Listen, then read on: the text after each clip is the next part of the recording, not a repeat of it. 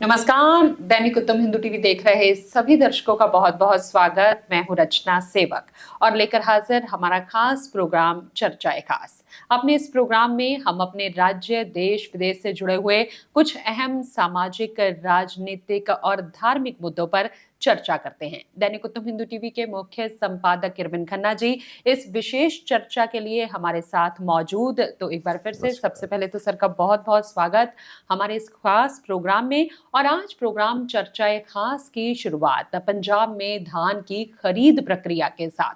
Sir, Punjab में धान की खरीद प्रक्रिया का विवाद, उसका मुद्दा एक बार फिर से गहरा गया है। किसानों ने सड़कों पर उतरकर रोष प्रदर्शन किया और जनता को एक बार फिर से भारी दिक्कतों का सामना करना पड़ा। और इस सारे मामले में धान की PR 126 किस्म बीज की सप्लाई और FCI की तरफ से उसका उचित भंडारण ना होने की जो स्थिति उत्पन्न हुई, वो विकट इतनी ज्यादा हो गई है कि उसके समाधान के बारे में आप क्या कहेंगे? देखिए, किसान और उसकी फसल को सड़क पर देखना एक दुखदाई स्थिति है। और किसान हमारे पंजाब की नहीं, देश की एक रीढ़ की हड्डी है। आर्थिक भी जो उसकी कृषि का जो उसका योगदान है उसको लेकिन इसकी जो मेरी पहली प्रतिक्रिया ये है कि ये टकराव की नीति का भी एक परिणाम है। क्योंकि पिछले 2 साल में जो किसानों को पहले केंद्र से फिर प्रदेश की सरकार से टकराव की नीति रही है, और जब आदमी टकराव वाली तनाव वाली स्थिति में होता है तो कई दफ़ा वो धरातल की स्थिति को समझने में मुश्किल होती है। ये उसका परिणाम है, मैं समझता हूँ। क्योंकि जैसे आपने PR 126 बीज की बात की है, ये कृषि जो पंजाब कृषि विद्यालय उसी ने डेवलप की थी किसानों को कि इसकी पैदावार ज़्यादा है, पानी कम लगेगा। तो ये 2017 के करीब ये शुरू हुई तो चल रही थी। लेकिन मैं जैसे मतलब जो पीछे के जो टकराव की नीति रहा कि प्रदेश सरकार ने ये लेके इसकी डिमांड कितनी निकलेगी, वो जबकि सीड कारपोरेशन बने हुए, एक डिपार्टमेंट बना हुआ बकायदा, वो इस बात को असेस नहीं कर सका भी PR 126 की कितनी चीज़ चाहिए। अब मार्केट में जब कमी चीज़ आई तो उन्होंने हाइब्रिड एक और भी बीज दुकानदार ने बेच दिया। अब दोनों लग गए, कटाई के समय दोनों मिक्स भी हो गए। अब FCI का ये है कि FCI की डिमांड होती है कि जब हम 100 किलो आपका फसल देते हैं तो हमें 67 kg फ्रेश जो चावल बन के निकलेगा, पॉलिश सारे करके स्टार्ट दो। अब इसमें ये जो मिक्स जब हो गया तो इसकी आ रही है 62 से 63, तो FCI खरीद नहीं रहा। वो कहता है ये तो मेरी पूरी करो, सेलर पूरी कर नहीं सकता।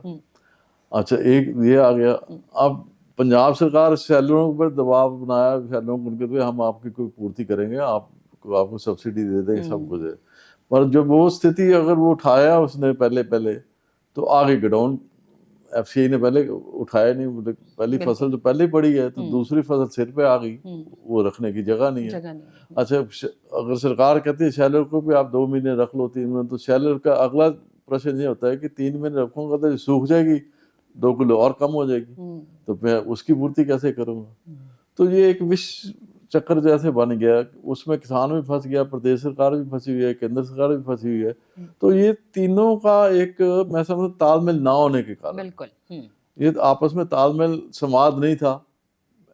तीनों अपनी अपनी जगह कहीं ना कहीं तीनों की भूमिका रही है। मैं ये नहीं कहता केवल किसान या केवल केंद्र सरकार या केवल प्रदेश सरकार, ये तीनों ने अपने कहीं ना कहीं अपने एक टकराव की नीति के कारण, अपने अहम की नीति के कारण, या एक दूसरे को नीचा दिखाने के कारण ये स्थिति पैदा कर दी कि आज किसान भी सड़क पे है, उसकी फसल भी सड़क पे है।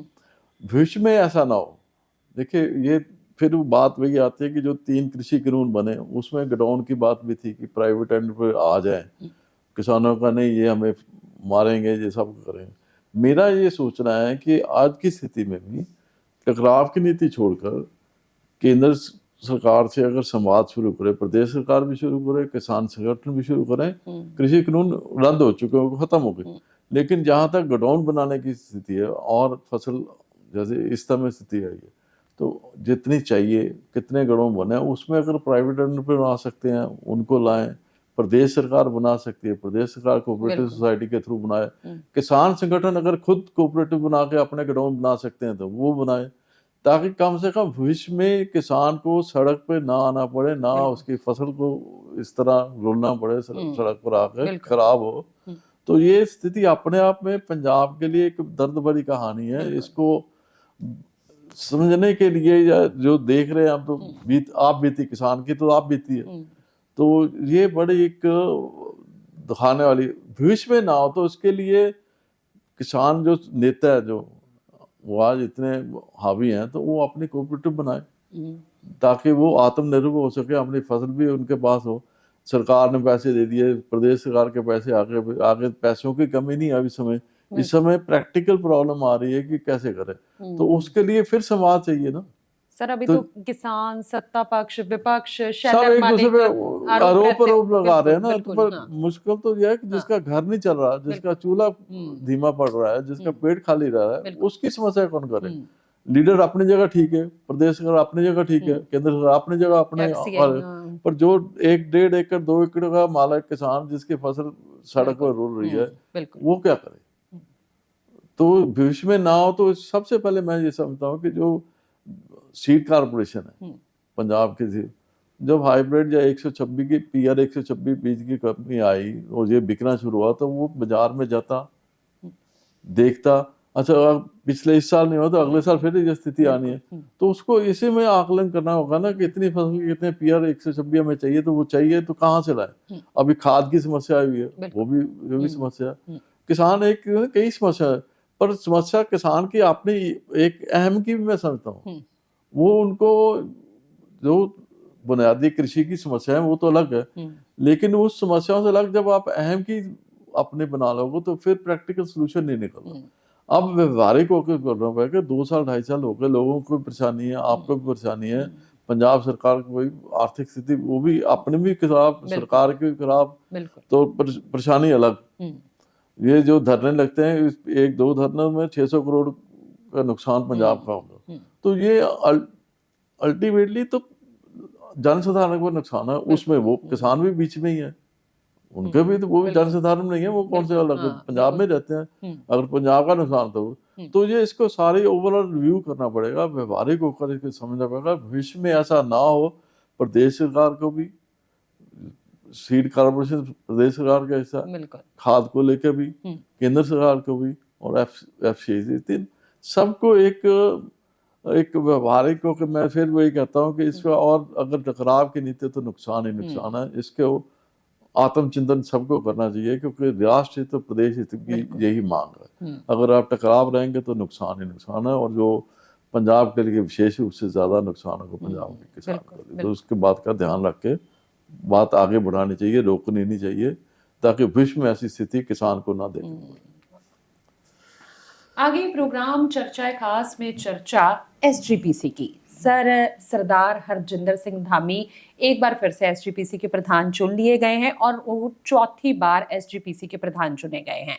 तो धामी का प्रधान चुने जाना सुखबीर बादल के लिए राजनीतिक रूप से कितना फायदेमंद साबित होगा, और दूसरी तरफ बीबी जागीर कौर की हार से शियद के जो बागी गुट हैं वो उनके नेताओं का मनोबल गिरना भी तय है। तो आप इस सारी स्थिति को किस तरह से देख रहे हैं? देखिए, एक पंक्ति में कहना हो तो ये अकाली दल जो सुधार ले रहा है उनको झटका, सुखबीर बादल को राहत है, क्योंकि देखिए 148 उनके मतदाता हैं, 142 ने मतदान किया है, 107 पड़े हैं मैं धामी जी को, और 33 मिले हैं बीबी जागीर को।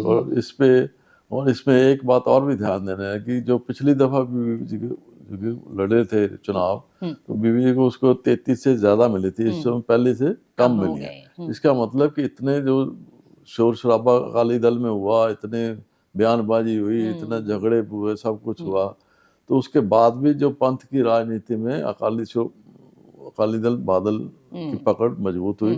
तो ये मतदान दिखाता है कि सुधारलैंड के जो अकाली दल बागी नेता था उनको लोगों ने नहीं एक्सेप्ट किया जितनी उनकी आशा थी, इसीलिए वो बयान बीबी जागीर को कर गए, उनके आत्मा नहीं जागी सदस्यों की। तो ये एक उनके अपने दुख वाली स्थिति थी कि उनका नाम था, चेहरा आज भी चेहरा उनका माननीय रूप में उनको स्वीकार किया जाता है अकाली दल के राजनीति में। पर आज जो धामी जी की आज ही समाचार पत्रों में एक इंटरव्यू लगी हुई है कि सभी धड़ों को मिलकर अकाली दल सभी दलों को मिलकर आगे सिख पंथ की राजनीति में आगे जो मुद्दे उठाने चाहिए। मैं समझता कि आज समय की मांग ही ये है जो धामी जी ने बात कही है कि सुधार लहर के धड़े भी जो है और ये या दूसरे भी है, वो उनको मिलकर एक चीज स्पष्ट हो गई कि पंथ राजनीति में भी अकाली दल बादल मजबूत है, तो एकजुट हो जाए। जब एकजुट हो जाएंगे तो तभी जो पंथ से सब जुड़ी बातें हैं वो केंद्र सरकार से कर सकेंगे, प्रदेश सरकार से कर सकेंगे।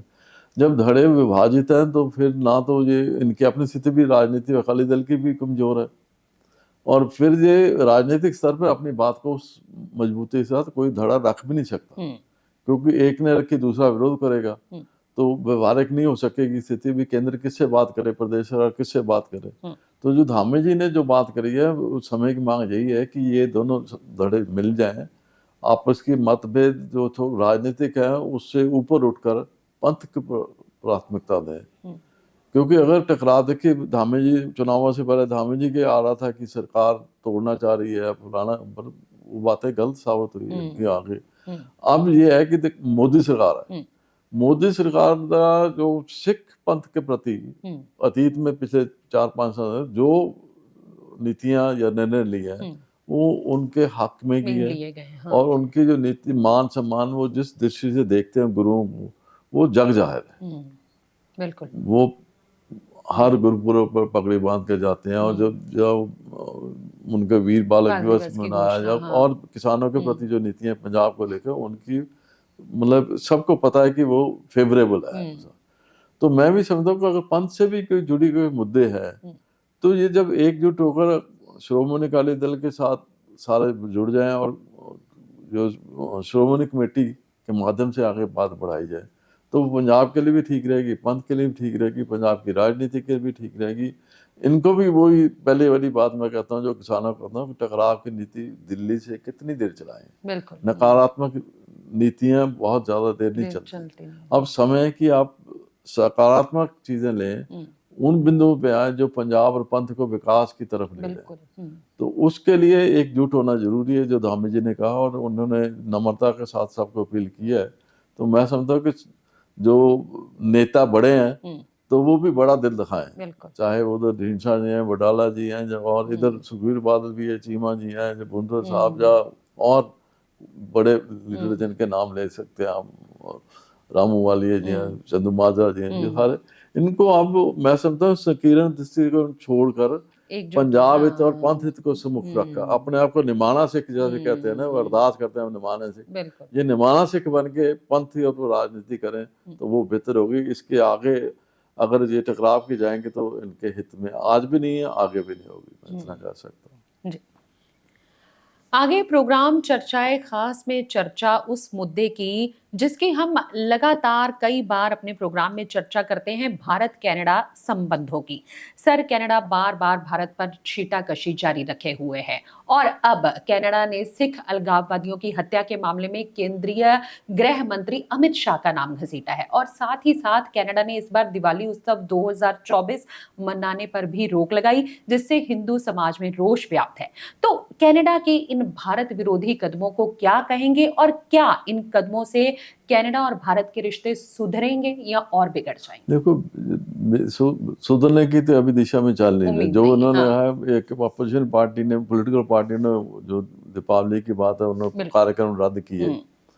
अब वहां पे लाखों भारतीय बैठे हैं, उनमें से लाखों पंजाबी बैठे हैं, उनमें से आगे सिख भी हैं, बौद्ध भी, जैन, हिंदू सब है। और ये दीपावली एक राष्ट्र पर्व के रूप में मनाया जाता है हमारे यहाँ, तो एक इंटरनेशनल अपना एक पहचान है, स्थान है इसका पर्वों में। अब देखने वाली स्थिति यह है कि अब जब हम भारत और कनाडा को देखते हैं, भारत इस समय बड़ी मजबूत स्थिति में है, एक आर्थिक रूप से भी, राजनीतिक रूप से भी, सैन्य दृष्टि से भी। और इस तीनों चीजों को ध्यान में रखते हुए देखो, चाइना, रशिया, अमेरिका और विकसित देश जितने हैं उन्होंने भारत के महत्व को समझा और उनसे टकराव की नीति के बजाय बीच का रास्ता लेके चाइना तक जो अगर हमारा सीमा का विवाद रहा तो उन्होंने हल संवाद द्वारा किया। कनाडा की अगर स्थिति देखें तो वो आर्थिक रूप से इस समय क्राइसिस में है, राजनीतिक रूप से ट्रूडो सरकार इंस्टेबिलिटी पे, अगले साल चुनाव होने वाले हैं। तो ये एक राजनीतिक दृष्टि से जो आरोप लगाए, हमारे गृह मंत्री पे लगाए, भारत सरकार पे लगाए, वहाँ पे जो सिख अलगाववादी हैं उनको संरक्षण देना, पैट्रोनाइज करना, ये उनकी राजनीतिक मुझे हो सकती है, पर ये कनाडा के हित में नहीं है। ट्रूडो सरकार जिस नीति पे जा रही है, देखियो वहाँ से आज पंजाब के कुछ वर्ग वापस आना शुरू हुआ है कि वहाँ पे इकोनॉमिक स्थिति इतनी दयनीय हो गया है, उनकी महंगाई इतनी बढ़ गई है, बेरोजगारी बढ़ गई है, तो उनको यही बेहतर लगता है वापस पंजाब में जाए। और कुछ तो आगे यहाँ पे पंच भी बने हैं, सरपंच के इलेक्शन लड़े हैं पंजाब में, और यहाँ पे जो उनकी नीतियाँ बनी हैं, पंजाब से अब लोग जाने भी कम हो गया। तो ये आते 1-2 वर्षों में आने वाले पंजाब कनाडा की आर्थिक स्थिति को और ज़्यादा नुकसान है, क्योंकि उनके मैन पावर जितनी कंट्रीब्यूशन पंजाबियों की भारतीयों की रही है वो कम होती जाएगी, तो उनकी आर्थिक व्यवस्था और कमज़ोर होगी। तो ये सारी स्थितियां देख के कनाडा को भी समझना चाहिए कि अगर भारत एक उभरती ताकत है और उसके साथ टकराव कितनी देर है। बिल्कुल। जब निवेश उनका भारत में है, भारत अगर निवेश कम, भारत के भी आयात कम करते, उधर चीज़ें भेजनी लेने आने व्यापार के हिसाब से, तो कितनी देर चलेगा टकराव। कनाडा को नुकसान होगा, भारत को इतना नुकसान नहीं होना जितना कनाडा को होना है। भारत के पास विकल्प है, कनाडा के पास भारत का विकल्प नहीं है। एक बात समझ लेनी, भारत एक बड़ी आर्थिक शक्ति भी है, बाजार भी बड़ा है, और कनाडा के पास चाइना नहीं जा सकता, भारत खड़ा है, और भारत के पास सारी दुनिया है, भारत के पीछे आए सारी दुनिया, बाजार के हिसाब से भी, शक्ति के हिसाब से। तो कनाडा को ये समझना चाहिए, जितनी जल्दी वो आत्मचिंतन करके संबंधों में ठीक करेगा उसके हित में रहेगा। ये चीज़ आज नहीं तो कल उसको समझ लेगी, इतनी देरी होगी नुकसान कनाडा का, ये बात स्पष्ट मैं कह देना। बिल्कुल। आगे प्रोग्राम में चर्चा उस बात की जिसकी हम कई बार सर के साथ चर्चा करते हैं, मुफ्त रेवड़ी कल्चर की। सर, मुफ्त रेवड़ी कल्चर की वजह से राज्यों की वित्तीय स्थिति बिगड़ने का मुद्दा एक बार फिर से गर्मा गया है। कांग्रेस अध्यक्ष मल्लिकार्जुन खड़गे ने जो राज्य इकाइयां हैं उनको ये निर्देश दिए हैं कि चुनाव में कोई ऐसा वायदा ना किया जाए जिससे सरकार की बदनामी हो। इस पर प्रधानमंत्री नरेंद्र मोदी ने जवाब दिया है कि कांग्रेस ये बात समझ गई है कि वायदे करना तो आसान है लेकिन उन्हें निभाना बहुत मुश्किल है। तो आप मुफ्त रेवड़ी कल्चर से पैदा होती आर्थिक स्थिरता के बारे में क्या कहेंगे, किस तरह से देखते हैं इसको? देखिए, जो पिछले 1-2 साल में 10 राज्यों के चुनाव हुआ है, बिल्कुल, और चुनावों के समय इस समय महाराष्ट्र में चल रहे हैं, तो वहां पे भी ये मुफ्त रेडी शुरू हुआ है। और ये जो एक दूसरे के भाजपा, कांग्रेस, आम आदमी पार्टी या दूसरी समाजवादी पार्टी, जितनी राजनीतिक पार्टी है, ये जब क्षेत्रीय दल मतलब प्रदेश के चुनाव आते हैं, तो ये खुल के रेवड़ियाँ, मुफ्त की रेवड़ियाँ बांटने वादे करते हैं, सब कुछ करते हैं।